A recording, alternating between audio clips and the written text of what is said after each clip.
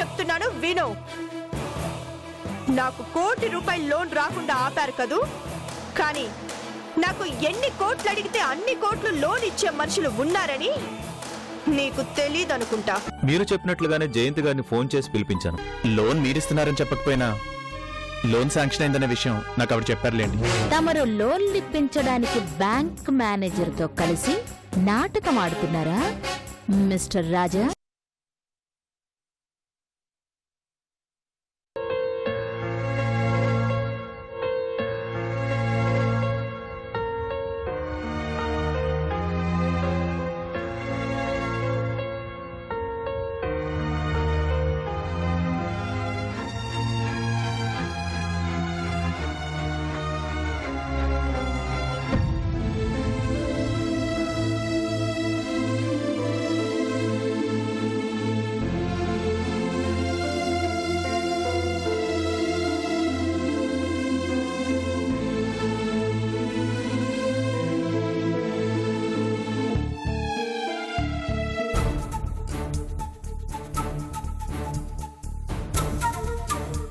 ఏంటి జయంతి, ఇంకా నిద్రపోలేదా? లేదండి, ఒక చిన్న ఐడియా వచ్చింది, రాసుకుంటున్నాను.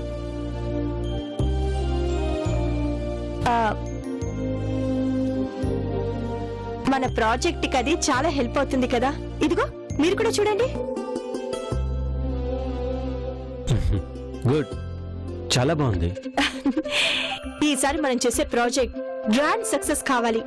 మనం ఇన్వెస్ట్ చేసే ప్రతి రూపాయి మనకి లాభాలు తెచ్చి పెట్టాలి. మన కష్టాన్ని నమ్ముకున్నాం, నష్టాలు రాకుండా అరికట్టాలి. ఎలాగైనా ఓ గొప్ప స్థాయికి రావాలి. అన్నీ జరుగుతాయి జయంతి, నువ్వు మరీ కాన్షియస్ అవుతున్నావు. లేదండి, జాగ్రత్త పడుతున్నాను. ఒకసారి కాదు, 2-3 సార్లు దెబ్బతిన్నాం.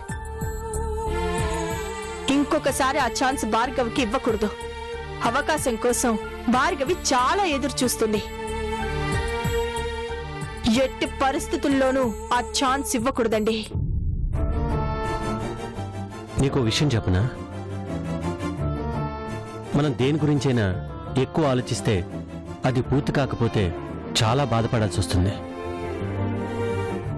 అదే దానంతట అదే జరుగుతుందని వదిలేస్తే సక్సెస్ అవుతుంది. అంటే పని మీద కాన్సంట్రేషన్ చేయకూడదు అంటారా? అలా కాదు, మరీ ఎక్కువ ఫోకస్ చేయకు. ఒక్కోసారి జడ్జిమెంట్ లాస్ అయ్యే అవకాశం ఉంది. నా జడ్జిమెంట్ ఎప్పటికీ లాస్ కాదండి, ఇది ఖచ్చితంగా గ్రాండ్ సక్సెస్ అవుతుంది. ఎప్పుడెప్పుడు తెల్లవారుతుందా, ఎప్పుడెప్పుడు బ్యాంక్కి వెళ్లి లోన్ తీసుకొని వస్తామని ఎదురు చూస్తున్నానండి. చూడండి, మొదట లోన్ శాంక్షన్ కి 10 రోజులు టైం పడుతుందన్నారు. ఆ తర్వాత వారం రోజులు చాలన్నారు. నిన్న ఫోన్ చేసి 2-3 రోజులు అంతా అయిపోయిందన్నారు.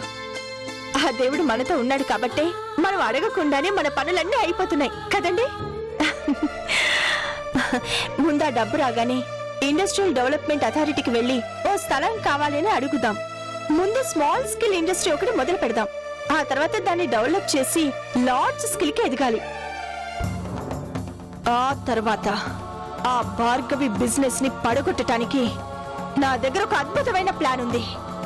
మనం అనుకుంటే అది గ్యారంటీగా సక్సెస్ అవుతుంది. ఇలా భార్గవితో పోటీపడి తనని రెచ్చగొడితే సౌందర్య గురించి చెప్తుంది. ఆ రోజు జయంతి ఎలా రియాక్ట్ అవుతుందో ఏంటో. ఎలాగైనా భార్గవితో గొడవకి వెళ్లకుండా ఆపాలి.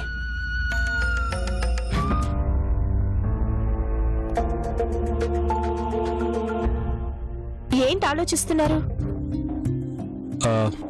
ఏం లేదు, మన కాన్సంట్రేషన్ అంతా మన సక్సెస్ మీదే ఉండాలి జయంతి. ఇప్పుడు కేవలం ఆ లోన్ తీసుకొచ్చి బిజినెస్ స్టార్ట్ చేయడం వరకు ఆలోచించు. సరే, ఇప్పటికే చాలా లేట్ అయిపోయింది, పడుకో. నేను కాసేపు ఇది స్టడీ చేసి పడుకుంటానండి. అదేం కుదరదు జయంతి, దేని టైం దానికే ఉండాలి. అప్పుడే సక్సెస్ వస్తుంది. నా మాట విని పడుకో, పడుకో.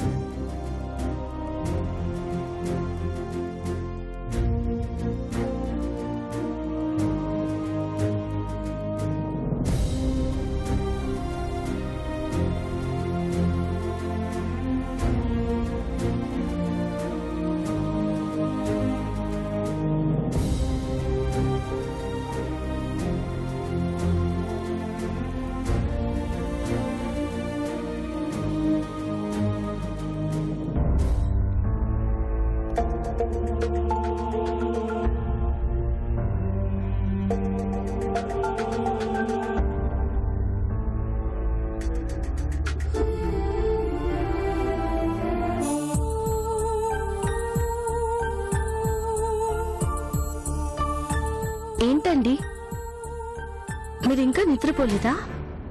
లేదు చందు, నిద్ర రావట్లేదు. ఎందుకు?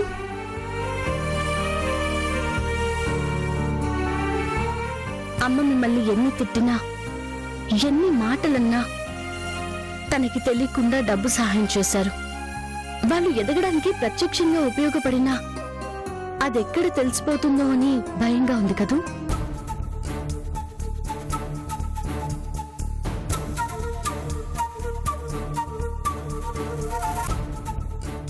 ఇంకా ఎందుకండి ఈ దాపరికం? ఒక మంచి పని చేస్తూ మిమ్మల్ని మీరు దాచుకోవాల్సిన అవసరం ఏంటి? నేను సహాయం చేస్తానంటే ఆ రోజు ఎలా మాట్లాడారో చూసావుగా. ఇప్పుడు నేను వెళ్ళి ఆ డబ్బు అరేంజ్ చేసింది నేనే అని చెప్పాలా? చెప్తే ఏమవుతుందో తెలుసుగా.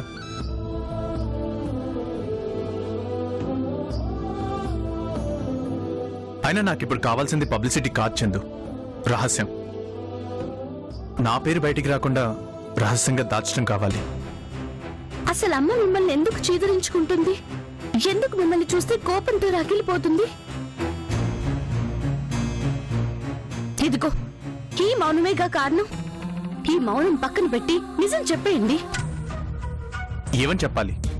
అదే ఆ భార్గవ్ మిమ్మల్ని ఏ విషయంలో అయితే బ్లాక్మెయిల్ చేసిందో అది.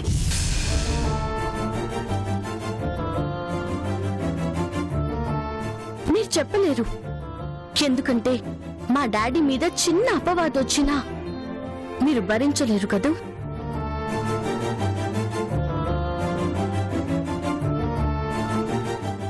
నా తండ్రి భార్గవికి కూడా కన్న తండ్రి అని చెప్పిన విషయం బయటికి చెప్పలేక మీలో మీరే నలిగిపోతున్నారు కదూ. చందు, ఈ విషయం నీకెలా తెలుసు? తెలుసుకున్నాను. ఎవరితో అయితే మీరు ఒంటరిగా యుద్ధం చేస్తున్నారో వాళ్ళ దగ్గరే తెలుసుకున్నాను.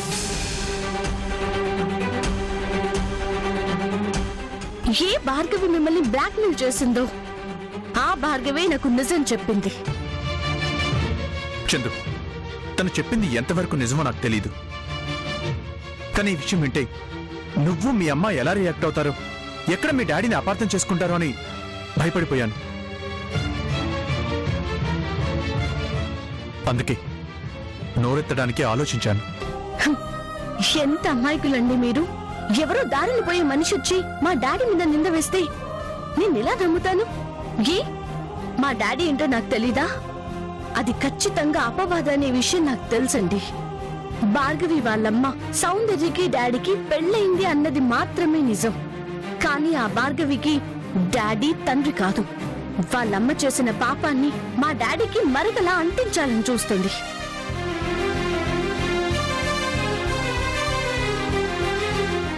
అసలు ఈ విషయం ఆ రోజు మీరు నాతో చెప్పుంటే సరిపోయేదండి. ఇన్ని సమస్యలు వచ్చేవే కాదు. ఇప్పటికైనా మించిపోయింది లేదు. ఈ విషయం అమ్మకి చెప్పేయండి. ఎందుకు ఇన్ని రోజులు మౌనంగా ఉన్నారో చెప్పేయండి. లేదు చందు, ఈ విషయం తెలిస్తే మీ అమ్మ నువ్వు అర్థం చేసుకున్నట్టు మీ డాడీని అర్థం చేసుకోలేదు. అలా ఎందుకు అనుకుంటారు? నిజం చందు, కూతురుగా నువ్వు ఆలోచించే విధానం వేరు, భార్యగా మీ అమ్మ ఆలోచించే విధానం వేరు. మీ అమ్మ సంగతి నీకు బాగా తెలుసు. గుర్తుందా? నీకోసమే పెళ్లి చేసుకున్నానని మీ డాడీ మాట వరుస కంటేనే ఎంత దూరం వెళ్ళిందో. అది నిజమని ఆవిడికి తెలుసు. కానీ ఆలోచించిందా? ఆవేశపడింది. రాజశేఖరం గారు లాంటి వాళ్లే ఈ నిజం తన కూతురికి తెలియదు అని ఆస్తి మొత్తం రాసిచ్చారంటే ఎంత భయపడుంటారో ఆలోచించేందు.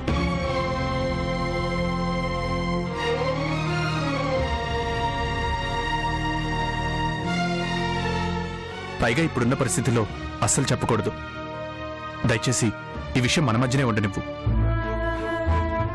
అలాగేనండి. కానీ ఇన్ని రోజులు మా అందరి చేత ఎన్నెన్ని మాటలు పడ్డారు.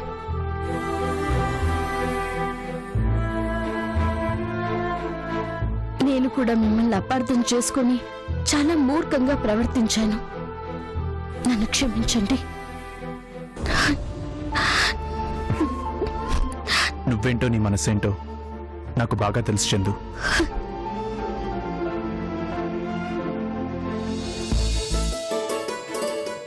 ఏమండి, చెక్ ని మీ చేతుల మీదుగానే తీసుకోవాలి. ఎందుకంటే ఈ బిజినెస్ ని మీరే నడిపించాలి. నాకన్నీ మీరే కాబట్టి మీ చేతుల మీదుగా ఈ చెక్ అందుకోవాలండి. అలాగే జయంతి, పద.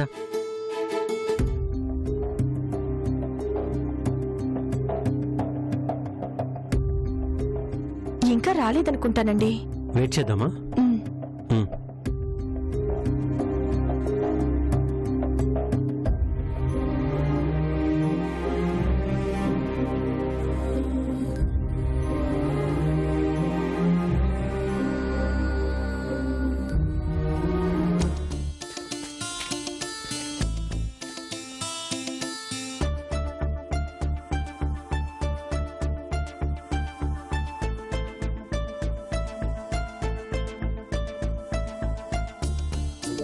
మేడం, మిమ్మల్ని ఏజీఎం గారు పిలుస్తున్నారు, రండి.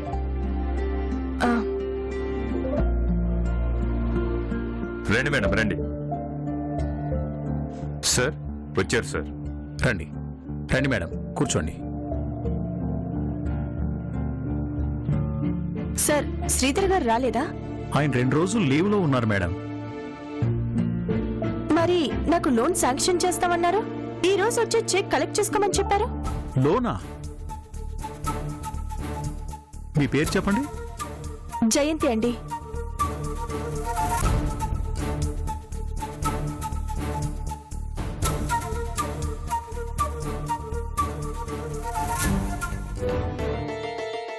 శాంక్షన్ అయిన లోన్స్ లో మీ పేరు లేదే. అదిగా సార్, లోన్ శాంక్షన్ అయిందని ఫోన్ చేసి మరి రమ్మన్నారు. 2 రోజుల్లోనే ప్రాసెస్ పూర్తయింది.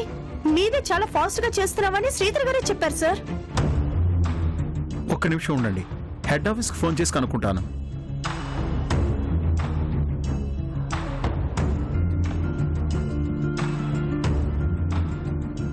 సార్, నేను చిక్కడపల్లి బ్రాంచ్ నుంచి సుదర్శన్ మాట్లాడుతున్నాను. ఏం లేదు సార్, ఈ బ్రాంచ్ నుంచి లోన్కి అప్లై చేసిన వాళ్ళ లిస్టులో జయంత్ అనే పేరు ఉందో లేదో కాస్త చూడండి సార్.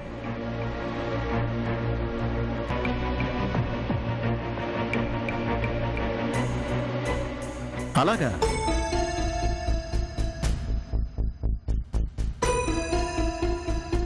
ఎప్పుడు సార్? Okay okay. దేని కింద అయింది? Okay sir, thank you sir.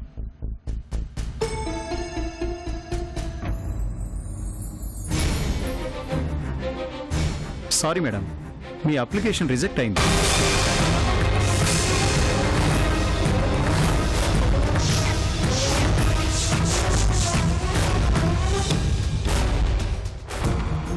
అదేంటి సార్, మీరంతటి మీరే ఫోన్ చేసి లోన్ ఇస్తానని చెప్పి ఇప్పుడు రిజెక్ట్ అయిందంటారేంటి? శ్రీధర్ గారు నాకు చెప్పారు సార్, లోన్ శాంక్షన్ అయింది, వచ్చి చెక్ తీసుకుని వెళ్ళమని. మేమైతే ప్రాసెస్ చేశాం మేడం, బట్ పైన వాళ్ళు రిజెక్ట్ చేశారు. రీజన్ ఉంటుంది కదా సార్, ఏ రీజన్ లేకుండా అలా ఎలా రిజెక్ట్ చేస్తారు? దానికి మేమేం చేయలేం మేడం. లోన్ శాంక్షన్ కి సెపరేట్ డెస్క్ ఉంటుంది. వాళ్ళ నామ్స్ ప్రకారం వాళ్ళు శాంక్షన్ చేస్తారు. వాళ్ళు ఎందుకు రిజెక్ట్ చేశారనేది శ్రీధర్ గారు వచ్చాక తెలుసుకోండి.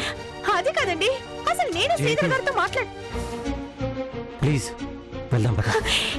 ఏమండి, అది నేను కాదండి. చెప్పేది విను, పద వెళ్దాం, పద. జయంతి, వెళ్దాం పద.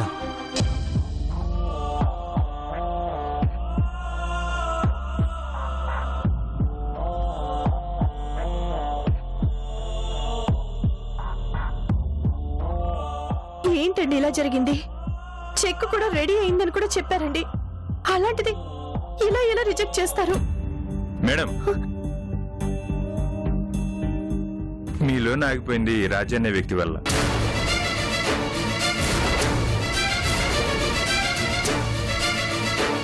ఆయన ఫోన్ చేసినప్పుడు నేను సార్ పక్కనే ఉన్నాను. ఆయనే లోన్ క్యాన్సిల్ చేయమని చెప్పారు.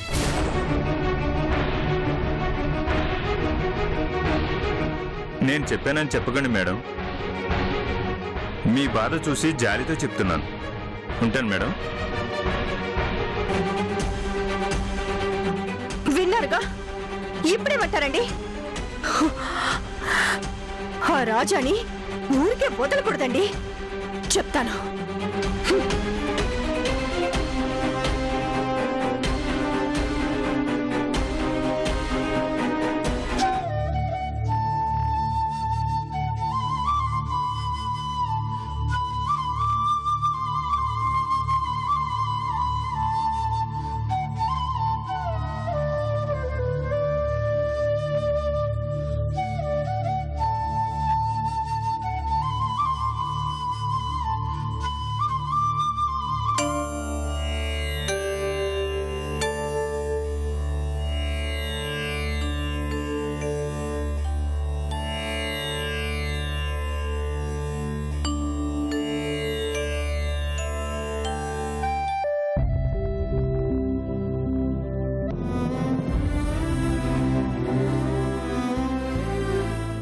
ఏమ్మా చందు, ఎలా ఉన్నావు?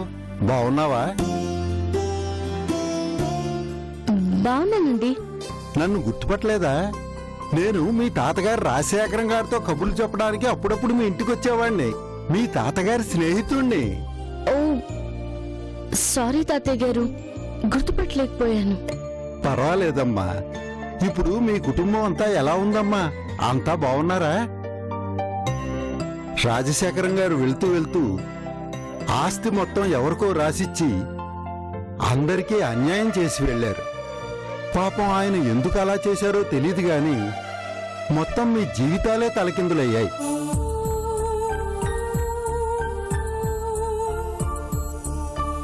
మీ ఆయనకి మీ అమ్మా నాన్నల మధ్య ఏవో గొడవలున్నాయని విన్నాను. ఇప్పుడు అవి ఏమయ్యాయి? తగ్గిపోయాయా? అలాంటిదేం లేదండి, అంతా కలిసి హాయిగా ఉంటున్నాం. ఆ ఆస్తి పోతే మాత్రం ఏంటి, మా దగ్గర చాలా ఆస్తుంది, అంతకు మించిన ఆత్మీయతలున్నాయి. పోనీలే అమ్మా, మొత్తానికి మీ అందరూ కలిసే ఉన్నారు కదా, అంతే చాలు. వస్తానమ్మా.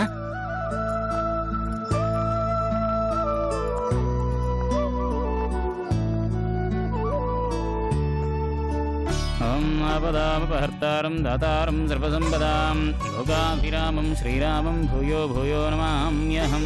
అథవీనామదేవత్యాః యజమానస్యః క్షేమస్థైర్యధైర్యవీర్యవిజయ అభయాయురారోగ్యైశ్వర్యాభివృద్ధ్యర్థం భగవత్పూజాంజకరిష్యే. ఓం కలశస్య ముఖే విష్ణుకంఠే రుద్రసమాశ్రితః మూలే తత్ర స్థితో బ్రహ్మా మధ్యే మాతృగణాస్పృతాః. అందరూ ఆస్తి పోయాక మా కుటుంబం అంతా విడిపోయాం అనుకుంటున్నారు. రాజానందరూ అపార్థం చేసుకుంటున్నారు. ఎవరి మంచి కోరి ఆయన మాట్లాడకుండా ఇంతకాలం మౌనంగా ఉన్నారు. ఆ అమ్మే ఆయన ఒక శత్రువులా చూస్తుంది.